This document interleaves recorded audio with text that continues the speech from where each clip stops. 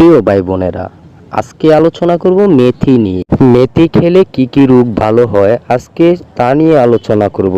মেথি আমাদের প্রিয় রাসূল সাল্লাল্লাহু আলাইহি ওয়াসাল্লাম বলেছেন খাওয়ার জন্য। মেথির গুণাগুণের কথা বলে শেষ করা যাবে না। আজকে তাই আমি একটি বিশেষ ঔষধি বীজ নিয়ে কথা বলবো, সেটি হচ্ছে মেথি। প্রথমত মেথি কিভাবে খাবেন, আমি খাওয়ার নিয়মটা আগে বলবো, তারপর বলবো মেথি কি কি রোগের কাজ করে। বন্ধুরা, 4 আঙ্গুলের 1 চিমটি মেথি 1 গ্লাস ঠান্ডা পানির সাথে মিশিয়ে রাখবেন। বিকেলবেলা সারা রাত্র মেথিটা যখন ভিজবে তা থেকে একটি কষ ছাড়বে, একটু লাল লাল ভাব। এই কষটা সকালবেলা যখন আপনি পানি সহ খালি পেটে খেয়ে ফেলবেন, চিন্তাও করতে পারবেন না এটা কীরকম অটোমেটিক অ্যাকশন করে, কাজ করে।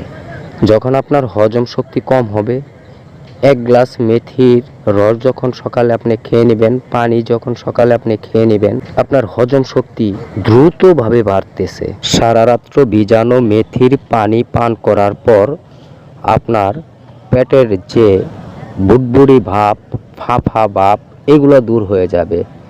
বিশেষ করে পানি খাওয়ার পর আপনার হজম শক্তি ক্ষমতা বৃদ্ধি পাবে, তার সাথে শরীরের দুর্বলতা কেটে যাবে। যদি কারো গ্যাস্ট্রিক আলসার থেকে থাকে, ভাই বিশ্বাস করবেন না, আলহামদুলিল্লাহ মেথিতে আপনার আলসারও ভালো হয়ে যাবে। দীর্ঘমেয়াদী যদি আপনি মেথি খান, 15 দিন বা 1 মাস মেথির পানি খান, তাহলে ইনশাল্লাহ আপনার আলসারও ভালো হয়ে যাবে ইনশাআল্লাহ। মেথি ডায়াবেটিস নিয়ন্ত্রণ করে। আপনাদের সকলেই চুল পড়ার সমস্যা আছে, যার জন্য আপনি মেথি পান করবেন, আপনাদের চুল পড়ার সমস্যা দূর হয়ে যাবে। কারণ হচ্ছে মেথি শরীরের রক্তের সকল কিছুই বের করে দিয়ে শরীরের রক্ত একেবারেই পরিষ্কার হয়ে যায়। শরীর ব্যথা, হাঁটুর জুড়োয় জুড়োয় ব্যথা, এগুলা থেকেও আপনি মুক্তি পাবেন মেথি খেলে। এমনকি কাশি, হাঁপানি, বুকে কফ জমা থেকে মুক্ত পাবেন। মেথি আপনি পানিতে ভিজিয়েও খেতে পারবেন, গরম করে চা বানিয়েও খেতে পারবেন। আবার মেথি গুঁড়ো করে দুধের সাথে মিশ্রণ করে গরম করে দুধ সহ খেতে পারবেন।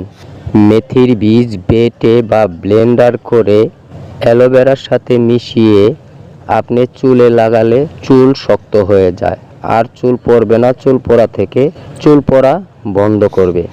মেথি মুখের দাগ কমাবে, চোখের নিচের কালো দাগ কমিয়ে দিবে। তো ভাই মেথি নিয়ে কি বলবো, মেথির কথা নতুন করে কিছুই বলার নেই।